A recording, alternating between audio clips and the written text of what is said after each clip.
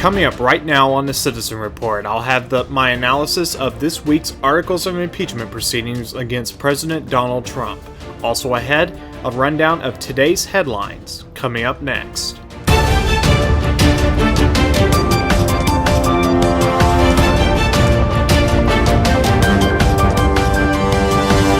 This is the Citizen Report with Jonathan Shannon.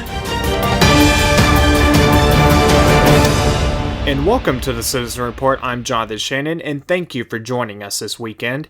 We start with my analysis of this week's Articles of Impeachment proceedings in the U.S. House of Representatives against President Donald Trump. As you know, of course, the House did vote to pass not one, but two documents that are purported to be Articles of Impeachment against President Donald Trump. Now, I could use this program today to kind of give just a summary of what's happened, but you've probably already heard that so many different ways and through all the various news outlets and such. So I just wanted to kind of tie it all together with some of my analysis on this. Now, before I start, I just want to stress that if you disagree with my viewpoints, I respect your right to disagree. I'm just offering my personal thoughts on this, and I'm going to try to be as fair as possible in analyzing this, if you will, this historic event. And of course, this has only happened a handful of times before in the entire history of this country. And in fact, the last president was for Articles of Impeachment to pass in the House would be President Bill Clinton, of course, in the 90s. And before that, of course, you had the threat of impeachment against President Richard Nixon. And, of course, he resigned before, presumably, the impeachment proceedings would have been brought against him. And, obviously, that would have probably have gone through against him. And then, of course, you have President Andrew Johnson, who was ultimately acquitted in the end. Now, regarding President Donald Trump, and again, I just want to give one more word of caution that what I'm about to say is just my opinion, and I'm very clear in stressing that. And I'm going to try to be fair here, understanding that there will be those probably that are listening to this podcast who don't think the way I do, and I respect your opinion. I respect your right to disagree. I just want to hopefully offer some context here, and hopefully bring the Constitution into the picture as I talk about this. So without further ado, having given that preamble to what I'm fixing to say, now, of course, we know that the Democrats have been threatening to impeach Trump before he was even elected president. I mean, we have been, talking about this now since 2016, I guess, because, even before he was elected, they were already talking about impeachment, which, no matter which side of the aisle you're on, you have to say that's kind of strange, because how do you impeach a president if a president hasn't even taken the oath of office, if you will? I mean, I don't even begin to understand how you can even think like that, unless, of course, you're interested not in due process of things. You're more interested in and instead getting at a particular person because you don't like him. In this case, it's Donald Trump. And I would just say, and again, I'm going to try to be fair here, but it's obvious my biases are going to probably come through quite a bit in this case. But I think that the way these articles are brought forth, it just reeks of political. They're trying to remove a sitting president who was elected in 2016 by the people of this country. And of course, you have those that say, well, the Electoral College needs to be abolished because the Electoral College isn't democratic or whatever. You hear all these arguments, and I would just say to that the Electoral College was put in by our founding fathers to protect the factions of our population that don't represent, say, the big concentrations of our population. Like, for example, and I'll use a modern contemporary example of how this would work if we didn't have the Electoral College. And of course, you know that New York City, San Francisco, Los Angeles, Seattle, and Chicago, a number of other bigger cities too, like Denver, Colorado, and such. they would basically determine who's the president. And I'm not saying that just those cities would, but you get the idea that you're starting to get the idea. Like you got, I believe, what is it, 8 million? I would have to look it up. But last time I checked, it was something like 8 million or so people in New York City. Multiple millions in just that city alone. And once you start adding these cities up, you begin to realize that it doesn't really take the rural parts of the country to determine who's president. And that's what our founding fathers, that is some of the rationale behind such an electoral college, that you don't have a mob rule. You have to appeal to a wide body politic in order to become president. And that's why you see these county maps of the United States, that you see a wide number of counties across the country that are just solid red, and then of course you have the blues kind of here and there, and then you get a little more concentration along the West Coast, East Coast, the Great Lakes area maybe, and in places like that, and of course I guess South Florida as well, and among other places. But the reason why I went off on that tangent is because here's the thing. It's like they keep moving the goalpost, if you will. Like they keep saying Russian collusion. Well, and of course, people can argue that that's been completely disproven. And now you see them saying, Trump is not. It's not Russian collusion. Now it's Ukraine collusion, and it just moves from one thing to the next, to the next, to the next. When something doesn't work, they go to something else. They'll come back to rehash something they previously said that didn't work before. Later on, you get the idea. And of course, I'm preaching to the choir because I'm saying stuff you already know. Going back through the last 3 years or so. But you need to understand that this president was elected by the people of this country through the lawful process that we have called the Electoral College, that elects a president, that we elect these delegates on behalf of us to cast the official vote, so to speak, for the president. And that is how it works in this country. And the thing is that when you fast forward to the Articles of Impeachment, they keep saying that Trump obstructed justice. He's, trying to do all this and that, when you could make the argument that he's faithfully executing his constitutional oath of office because he's supposed to uphold the law. The word executive branch, what does that word executive mean? Executive. Execute. Like the legislative branch, for example, of all the previous Congresses, the U.S. Congresses throughout the course of this country's existence. They pass laws, the president can sign it or veto it. And all of that collective put together, all of those laws that we have now on the books, plus the prerogative the president himself has as president, as the executor, if you will, he has an obligation to uphold the law. And what do they say? They say that he committed quid pro quo against Ukraine, when in fact he said, I don't want any quid pro quo. That in essence what he said. And then you have people like Vice President Joe Biden, and I don't have the soundbite in this case. We may put that in at some point in a future episode, but he very clearly says. In fact, if you will bear with me one moment, I will just do a quick search here to see if I can pull up a transcript. And as I do that, let me just add this: that Joe Biden said, if you're not, told a Ukrainian, he told Ukraine, if you don't fire this prosecutor investigating my son in 30 minutes, you're not getting this money. So you actually have on video Joe Biden, or Vice President Biden, saying such a thing to him, to the country of Ukraine, and then of course you have President Trump accused of doing something similar to that. I guess you could say, quid pro quo against Ukraine for a different reason, to investigate, when in fact President Trump came out with the transcript that completely dispelled that.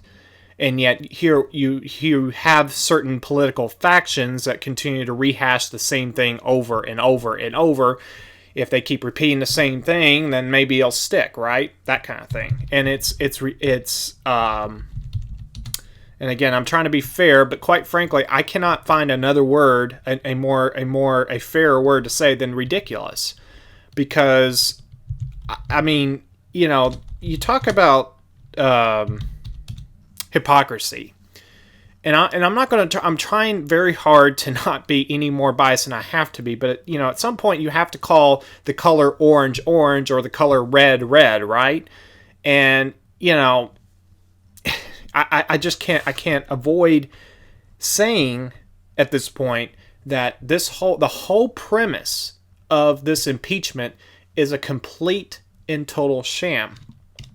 And at this point, I'll just have to try to pull up the soundbite in a future episode. But let me, while I have you here, I want to bring up, because this right here, I think, is the very essence. And I'm trying to bring together information that I'm trying to add something and not rehash talking points from other people. I'm trying to give my personal thoughts on this, and I'm trying to make this program constructive to your analysis, for your consideration. And you don't have to agree with everything I say.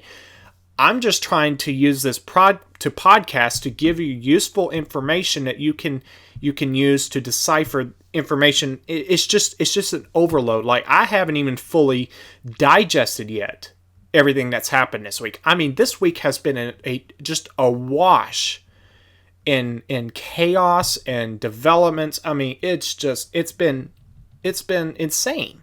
It's been insane how much news has occurred this week and how much has happened this week.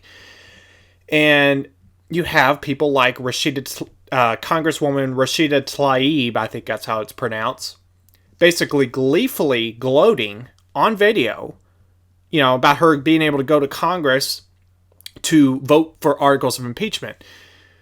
Impeachment is not supposed to be something you celebrate. I don't care what side of the political spectrum you're on. To impeach a president is the most solemn of solemn things that you could do, because impeachment in essence is a political act. I get that. But at the same time, impeachment is not supposed to be something that you throw a birthday party kind of deal over, if that makes any sense. You're not supposed to celebrate impeaching a president, because impeaching a president, you don't want to see, to quote a certain person, I think we can all agree that we don't want to see this president fail. You can, and I'll just add, you can disagree with this president utterly, but the office of the presidency must be defended, regardless of who's in office. If the person has committed acts that are impeachable, that's one thing. But I would argue that is not what's happened here. What you have here is a political agenda, an agenda to remove a president from office because A, they disagree with him, and B, I would say, without getting too far into conspiracy theory, which is not really conspiracy theory, I think there's indictments coming for a lot of people, and I'm not going to go into specifics because I'm trying to keep my statements factual here and not go into speculation. But let's just say there are certain powers that be that want this president out of office, because you've got people like Attorney General William Barr and U.S. Attorney, I believe his name is John Durham, who are doing certain things, investigating certain people, certain players, and you could say that there's a thing called the deep state, certain deep state players. And again, I am trying to be balanced. I am trying to do my very, very best to not go off on a tangent and just attack, a certain, one political side. But I have to say that this whole impeachment proceedings, the crux of the matter is this: that the articles of impeachment that been brought against President Trump were such. The premise of that led to these articles of impeachment, which is really the climax of events that have taken about some 3 or 4 years even to develop, to reach this point now, It's just the whole premise is political. They say that President Trump committed certain things. I'm like, show me the facts. They can't show me the facts. And also, they say that Trump did this or that in Ukraine when President Trump, here's the thing. I don't think that President Trump, I don't think the Democrats really thought that President Trump would just release a transcript of his phone call, because you could tell they were just, after the release of that, they were basically scrambling, figuring out, what do we do now? What do we do now? Because they didn't think that would happen. Either that or their actions suggested strongly that their accusations were airtight when it wasn't. And to try to tie all what I just said together, Al Green, Congressman, I believe he's Congressman, Al Green said number of months ago, yeah, there we go. And of course, you have people, certain political pundits, that are trying to come back, try to put the toothpaste back in the bottle and say that he didn't, he wasn't really saying, something political or whatever. They're trying to say, we have to interpret what Al Green said about Trump in context. And this is what Al Green said, and I want to stress, I'm looking at a website called politifact.com.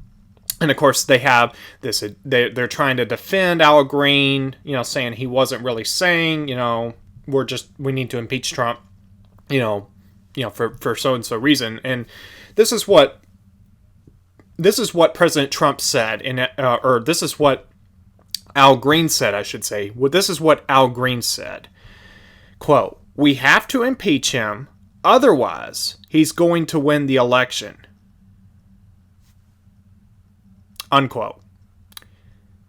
Now, I'm just pausing for a second because I'm going to let that sink in for a second. And then I'm going to read it one more time.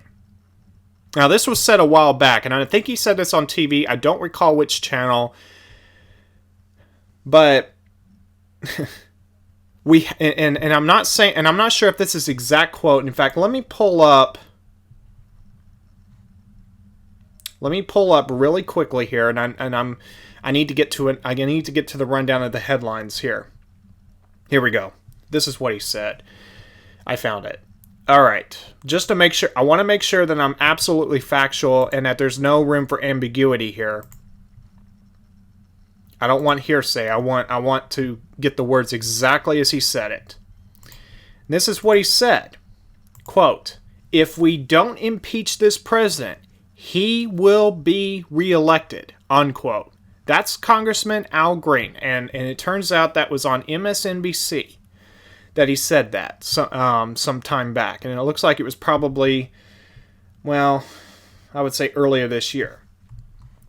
If we don't, and I'm going to say this one more time, I'm saying this several times because I want you to understand, because this right here exposes the entire premise of what they are doing here. And I'm trying my best to be I'm trying to be balanced. Because I understand there are people who are listening to this podcast who don't think the way I do, and I respect that. You have a right to think differently. That's the thing about this country. You have a right to think. You have a right to different ideas, as long as you don't impede other people's rights. You have the right to think by your own convictions and your own conscience. But this is what he said. If we don't impeach this president, he will be reelected. He's not saying, let's impeach him because he did something. That's a treasonous or high crimes and misdemeanors. He's saying, if we don't impeach this president, he will be reelected. In other words, the people of this country will use their constitutional right to vote him in again. And we have to stop it, is the essence of what he's saying. I cannot interpret that statement any other way. And I'm trying to be very, very careful here. I'm trying to be extremely careful, but I cannot interpret that any differently than we have to remove him in a coup because he will be reelected by the people who want to see him reelected again. here's the thing. They if they don't like this president, then put someone out there that will beat him. If you don't agree with the president, then you put somebody out there who you think can beat him. And you run the person that way. You use the constitutional process of running for office. Okay? But that's not what he's saying. He's saying if we don't impeach him, if we don't remove him, he will get reelected. Okay? I'm saying that several times because I'm trying to get that to sink in. And one of the things that you have to use repetition sometimes to get it's like a teacher. A teacher has to teach you the same concept over and over and over until your brain can comprehend, can understand, because because this guy in Congress, this guy's actually in Congress, I might add, saying we need to remove him from office because he will get reelected if we don't. Okay? I don't know how else to interpret it than that. Okay? So just to tie this all together, and I welcome your feedback if you disagree with me. I respect that. I am trying to keep this podcast the kind of podcast that informs you of what's going on, not put a cloud over what's happening. I'm trying to be a podcast that gives you the facts. But when you see something like this, where it has reached a point now where they are trying to remove a sitting president who was elected by the people of this country through the Electoral College, which is a constitutional way that we do it. It just is. And they want to remove him because they, for one reason or another, or a combination of reasons, they don't like him. So they're trying to undo the election results of 2016. I cannot interpret it any other way.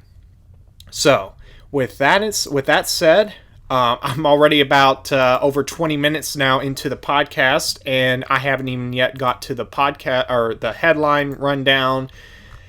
And let's switch to that right now, but I welcome your feedback. Let me know what you think. Any way you can reach me, you're welcome to do so.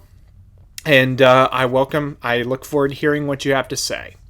So, with that said, let's switch now to the headline rundown for today. This list thankfully came out moments before I started recording this. I don't know how recent this came out. It had to come out just today. Even though it's a Saturday, so I was quite pleased to see this list come out, so I can give you the most current information.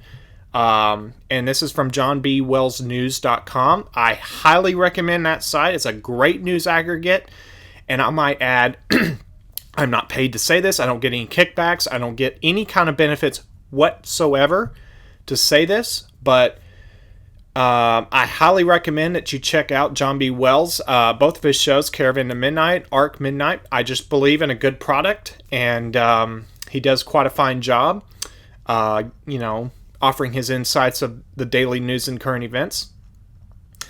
But let's get to this list now, so we don't let the time get away from us any further. The first headline from the epochtimes.com. FISA court orders review of warrant applications from FBI lawyer referred for criminal investigation. From ZeroHedge.com. Former NSA Director Rogers, quote, very cooperative, unquote, with Durham Russia probe. From ComDigiNews.com. I think that's the best way I can pronounce that. Collier Barr speaking out regarding Comey, Clapper, Brennan FISA abuse. From the EpochTimes.com. Member of Trump's legal team says group working on 2 theories for impeachment defense. From LouRockwell.com. America on the Ropes by Paul Craig Roberts. Breitbart.com. Franklin Graham slams Christianity Today. My father, Billy Graham, voted for Donald Trump. From theAmericanThinker.com. Corrupt Democrats pushing America toward the abyss. From the most important news.com, a plot to make Pelosi president. Now Adam Schiff wants to go after Vice President Mike Pence. See, folks, this was never about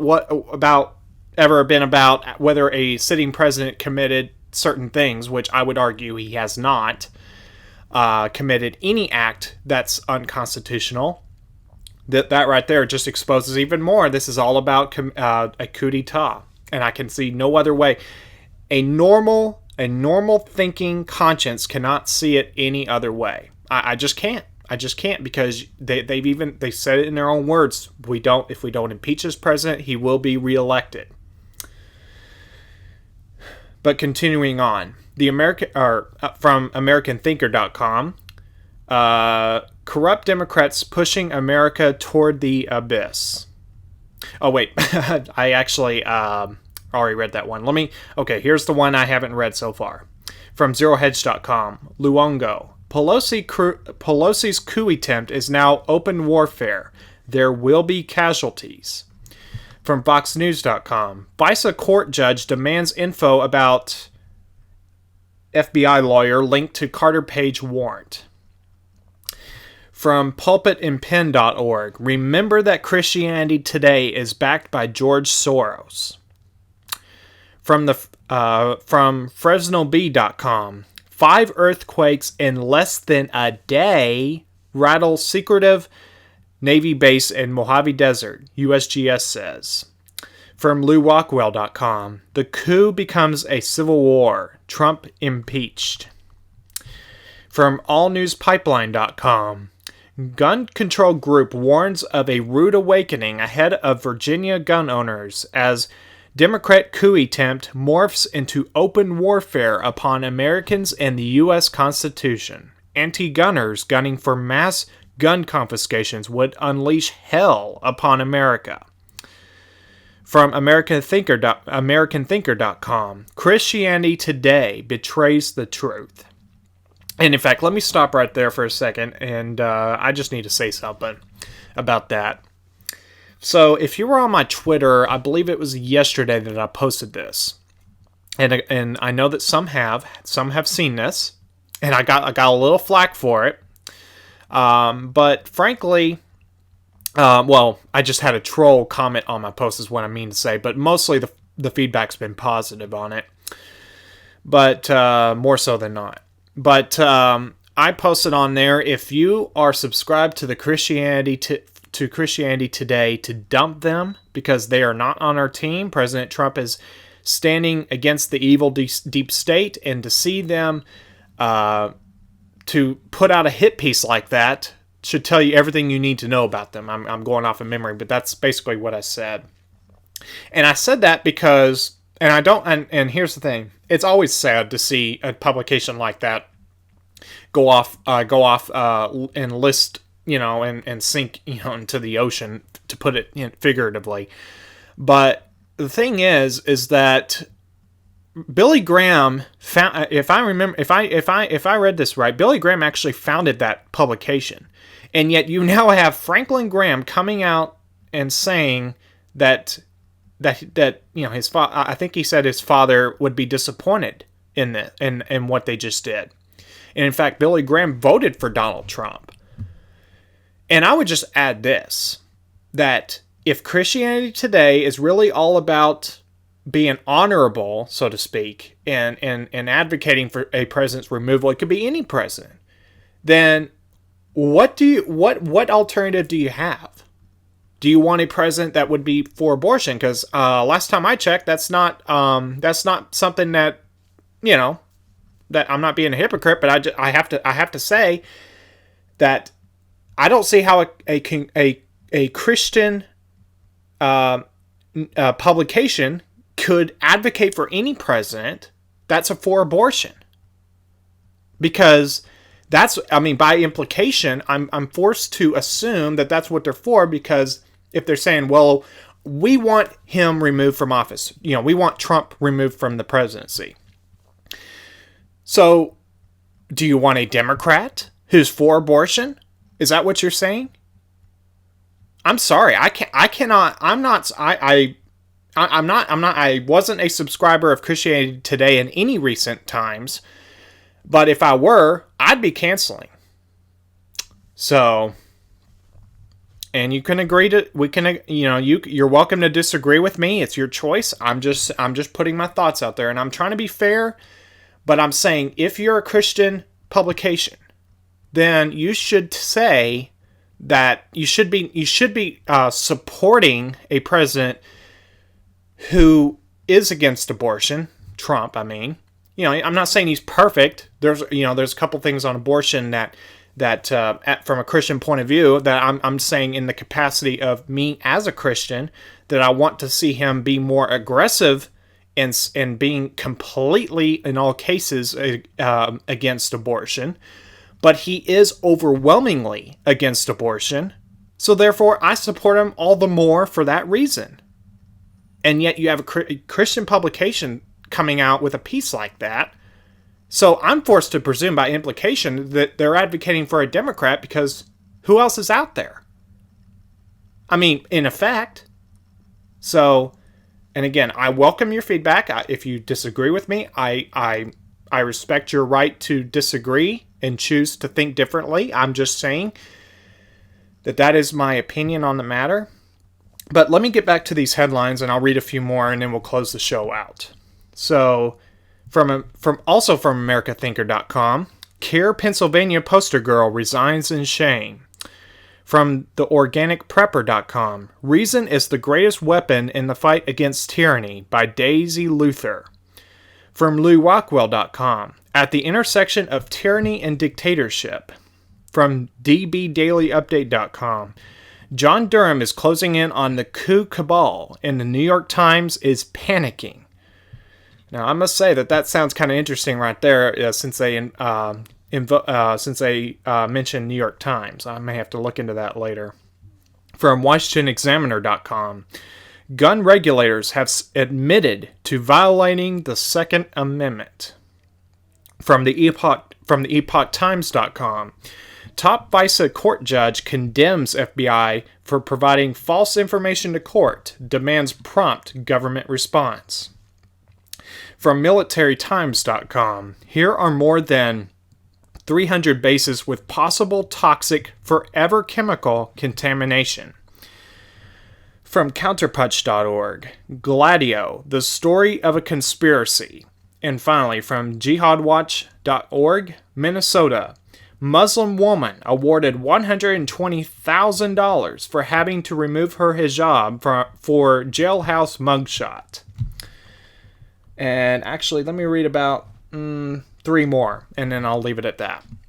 From Breitbart.com, Jeff Flake suggests Senate Republicans put country over party for Trump impeachment. I'll just add, he's no longer in office, and I'm referring to Jeff Flake. He was a senator from the great state of Arizona, but he's not in office now. So I'll just leave it at that. From ZeroHedge.com, Russia's sovereign internet tests will cut off entire country from web on Monday. And from the EpochTimes.com, House committee requests documents to investigate Jeffrey Epstein's secret plea deal. And there's quite a few more headlines here, but I'm going to stop there. All of these headlines, folks, are at johnbwellsnews.com. They put a nice, neat package together, a PDF of all these headlines, and very concisely. It's very well done, I would say. And I, of course, welcome your feedback on this episode of the Citizen Report. Let me know what you think about this. I'm always interested to hear what you have to say. And I want this to be a two-way conversation. I don't want me just be out here talking to you. I want the viewers and listeners to offer to have their say, and yeah. So I will just add in the weather side of things. My understanding is that much of the middle of the country will actually be pretty warm for this time of year next week. I believe northwest Arkansas, southwest Missouri, the Ozarks are going to be quite warm for this time of year. I think the 60s are in play for many of you out there. And I know here we're supposed to get a lot of rain this weekend, starting tomorrow, or really overnight tonight, as a matter of fact, it appears. But I hope all of you have a very Merry Christmas. My plan right now is to do a Christmas special of sorts, to honor the true meaning of Christmas. And hopefully that'll be out around Christmas Day. I'll be getting to work on that before too long. And I mentioned in my last podcast that David Heller would be joining later this month. That has now been pushed back to January of 2020. I will announce a firm date on that not too long from now, but we're looking at January 2020 now as when he will officially join as co-host. And as always, I welcome your feedback, as I mentioned a couple of times earlier in this episode. If you got any ideas for this podcast, I, of course, welcome it. And we'll be doing some exciting things, hopefully, down the road for this show, for this brand, The Citizen Report. And if you are traveling for Christmas or any time around Christmas, please be safe out there. And give yourself plenty of time traveling on the roads. There's a lot of people on the roads, out at stores, out at restaurants. I mean, it's always an exciting time of the year to be doing anything like that, of course. And just make sure, to be safe, be vigilant, and to give yourself plenty of time. And I'd like to just thank you for watching as always. I'm Jonathan Shannon for the Citizen Report. Have a great weekend, and I look forward to joining you again, hopefully next week. And Merry Christmas. If you don't catch the Christmas special, if you got too many things going on, let me say right here and now, Merry Christmas and have a very happy New Year. And remember the true meaning of Christmas, that Jesus came, and that is why we celebrate Christmas. So with that note, I'll end the podcast for this episode. Thank you again for watching the Citizen Report. I'm Jonathan Shannon. Have a great weekend, and hopefully I'll join you again next week. Have a great weekend. The Citizen Report is a production of New Shannon Media. All content protected under copyright.